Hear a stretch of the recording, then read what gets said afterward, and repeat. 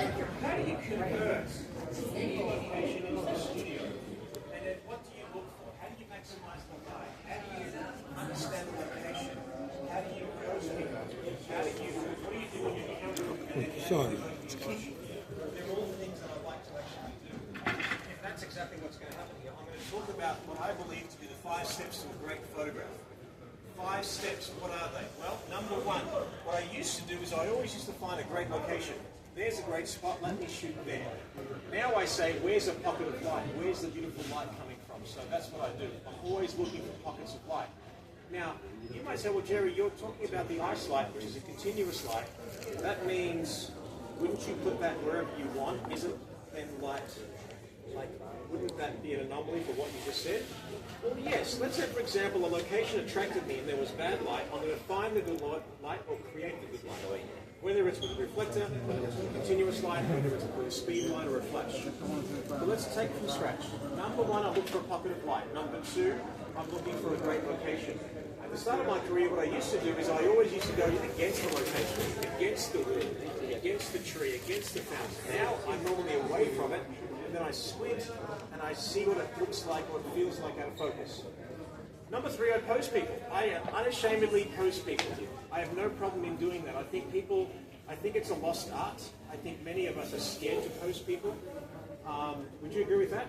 Or people say, I want to look natural. I don't want to be posed. The same girl who wants to look natural just spent 2 hours doing hair and makeup, for God's sake. Isn't that true? So it's an anomaly. I mean, what women will do for beauty, they'll literally pour hot wax on their legs and rip out the hair by the root, for God's sake, and many other things. Are you telling me that I can't take 2 more minutes to actually flatter you and make my lighting purposeful for you? Well, absolutely. It's all the way you ask. So, for example, I could say something like this.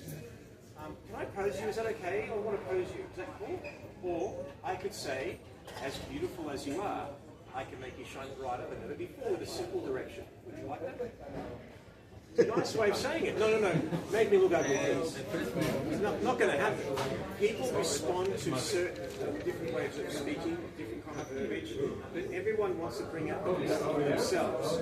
And if you're hiring me, then I'm going to do that for you. So lighting is not just about flattery, it's all about purpose. What are you trying to say? What are you trying to say? So with the following examples, just for those of you who just came, I'm going to show you mostly one shoot on one day with literally one camera and a couple of lenses. Very, very simple shooting. And I'm going to show you how to convert your home or any location into a studio by using common things that are all around you. So let's go through it. Guys, because we're in a loungy environment, please feel free to ask any questions. We'll go through them. And then towards the end, there can be general questions as well about anything to do with business, creativity, personal stuff, whatever you want to ask on here. I prefer this. It's a lot more personal than saying hi online, right? Let's go through it. Okay, so this is the front entrance to my home, and I'm thinking, I'm actually showing Rainey, the model, Rainey, basically how to pose in between the doorway there.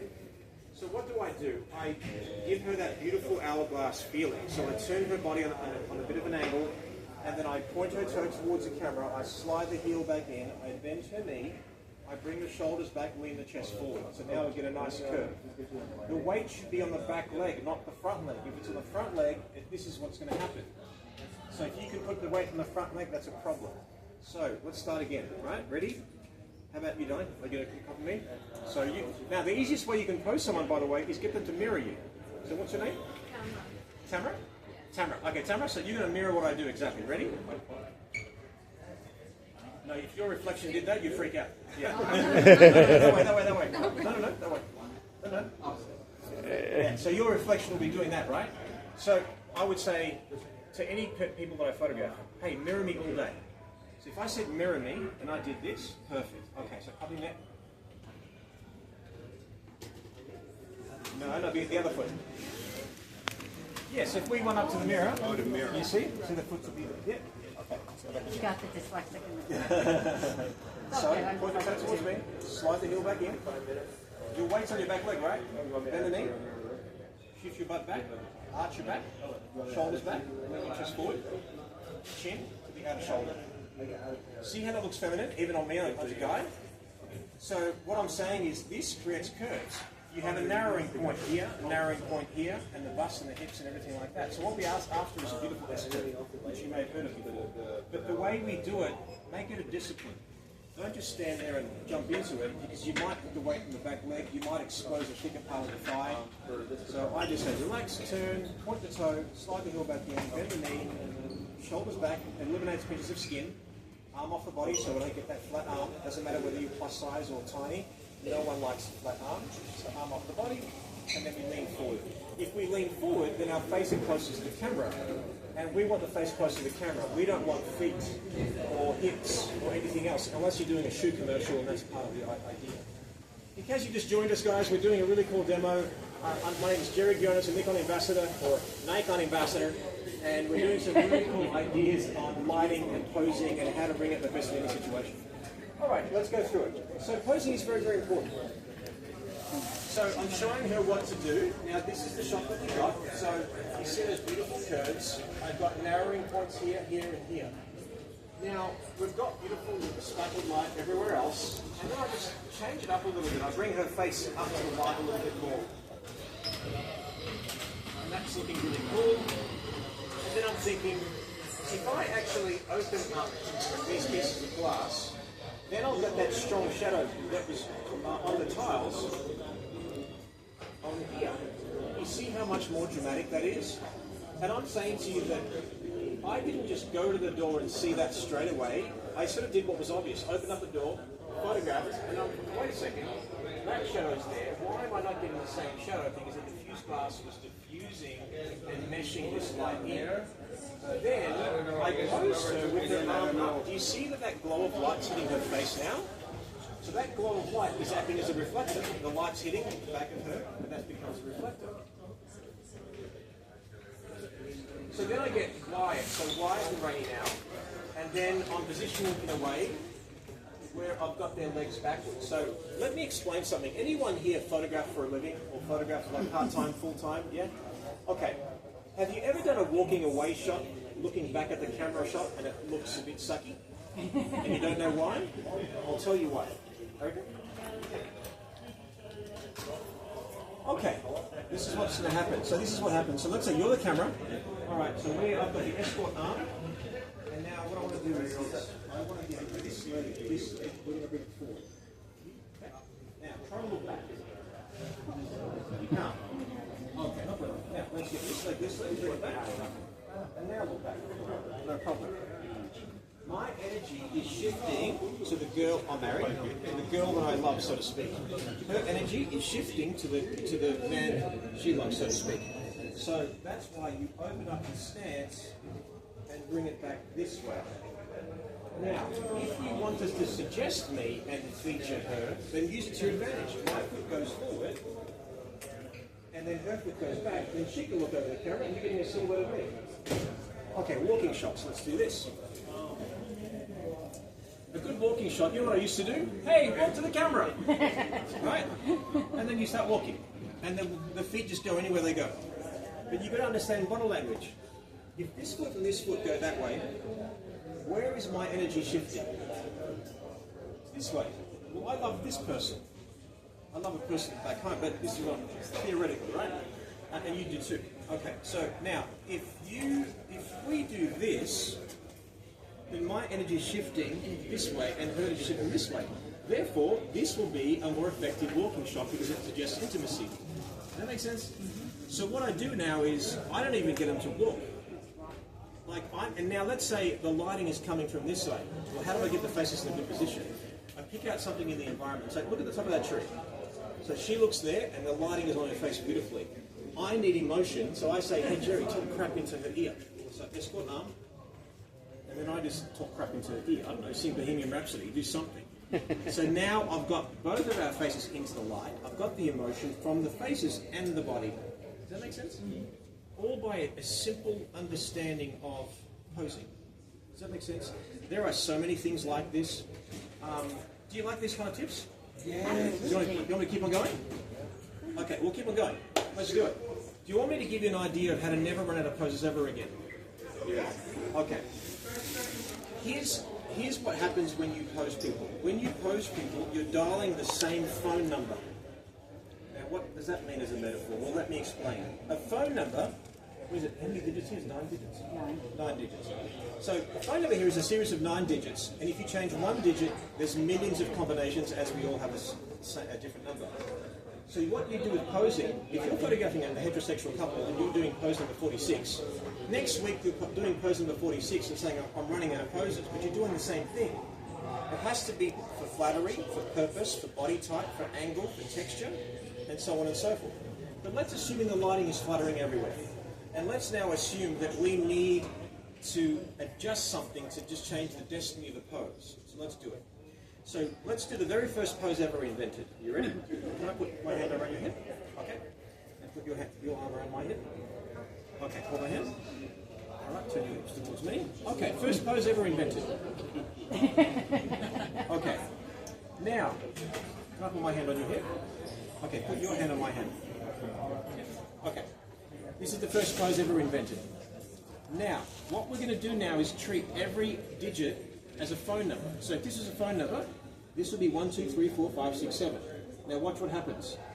This hand is going to move to different places. This is 2, 2, 3, 4, 5, 6, 7, and so on, and so on, and so on. Touch your earring, your hair, the flowers, hold the champagne glass, hold the material. Now, do you see how she just changed one hand and nothing else changed? I'm teaching, but my head would be here the whole time. So do the exact same stuff, and I won't even say a word. Go for it.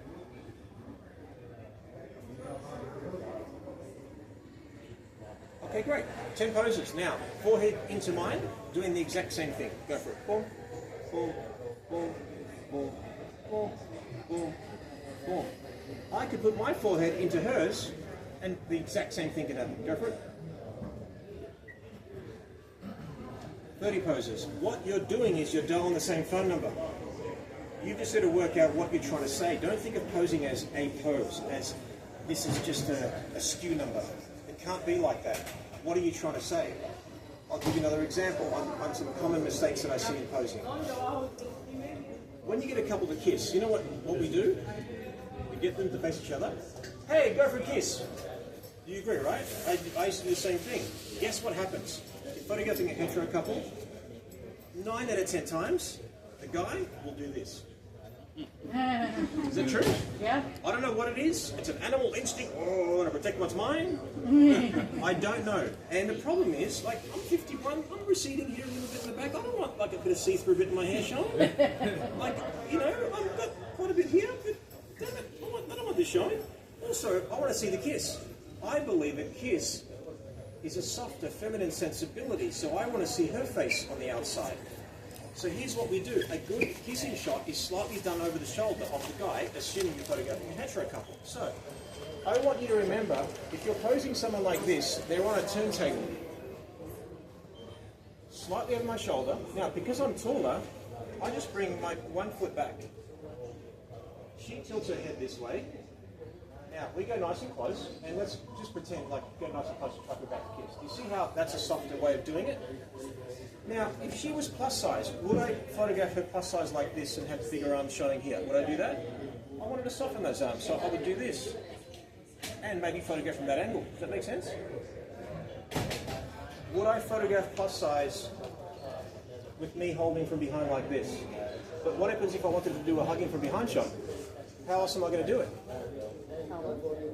Well, point your toe. Slide your heel back in, bend the knee, shift your weight, put it back in.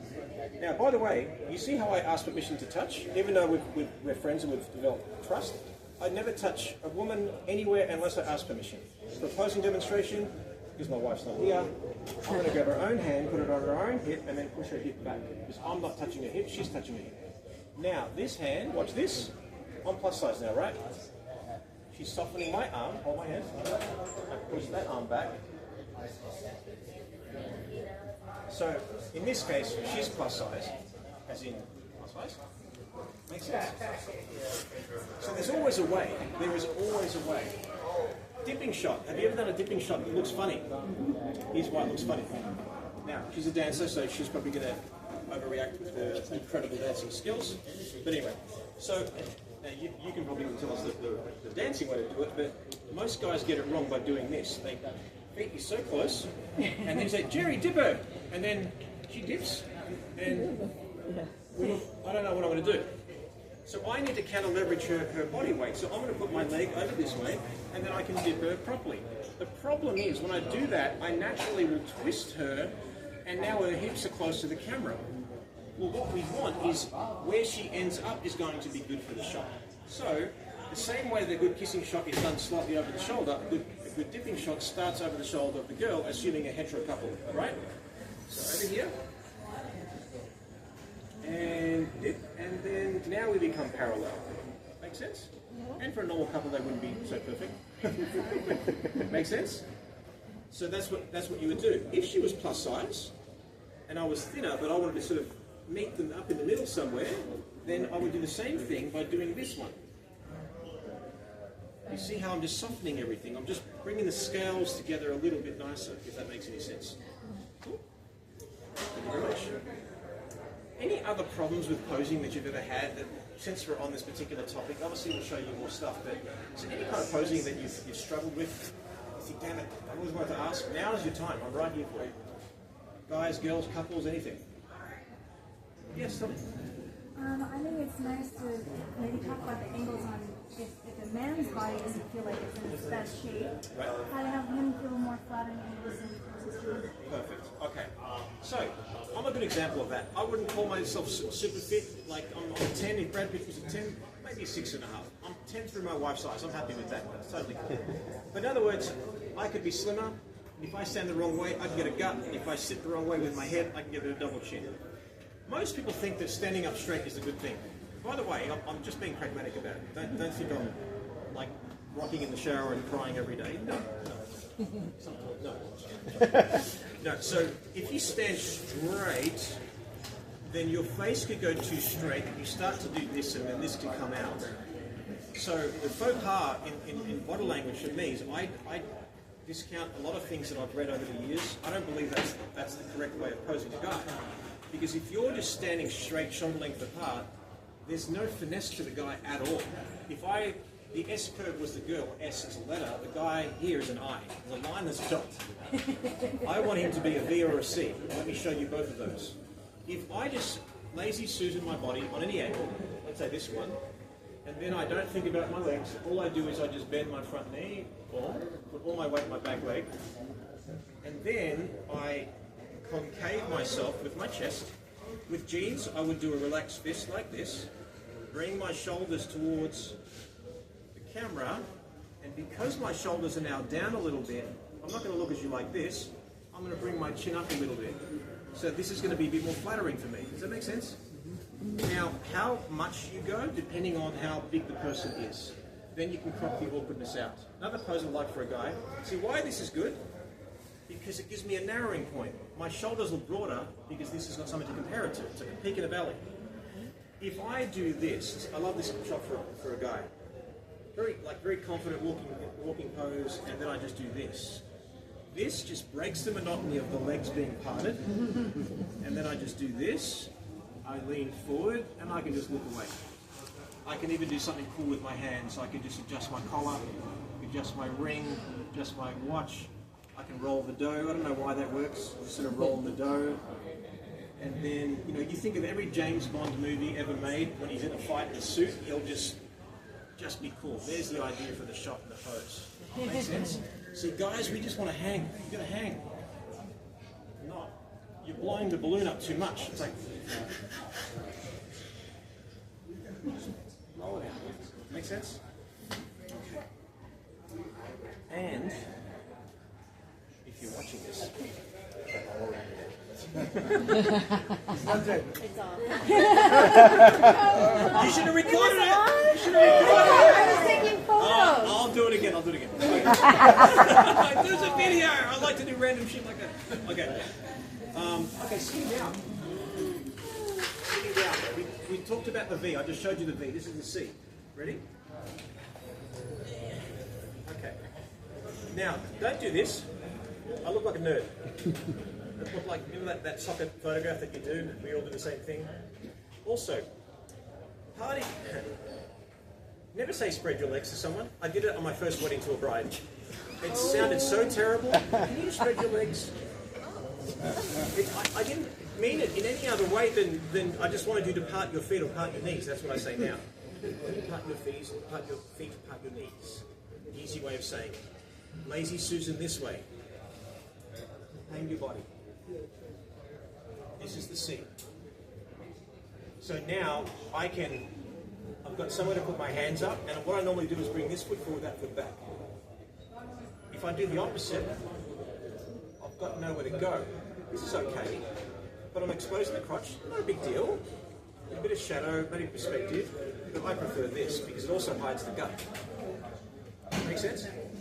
So these are some of the foundation poses that I do that really, really work for a lot of people, and normal people, so to speak. I got a question. Yeah, of course. Yeah, where's the camera at? You know you're not going to shoot from low. The camera's going to be around about there. Yeah. Depending on the person, is how high you go. A lot of people say, I always shoot high because I can stretch out the face. The problem is, if you photograph someone like me, my head is massive. It's all the brains. I need housing for my big brain. You can't have everything. Like, no, I can't look like Mikhail. It's just not going to happen. But yes, I need housing. So if you shot me biased this way, unless I go parallel to the camera, you are not going to shoot me from the head up like that. Hell no. And you want to do that with 60 millimeters plus, See, right? exactly. So you got to look at the face and adjust accordingly. You know? But yeah, there's lots of things we can do like that. But like I said, I'll let you think about some posing stuff and challenges. We've got plenty of time. All right, let's keep on going on our journey right now. Can you look at me just for 1 second? Thank you.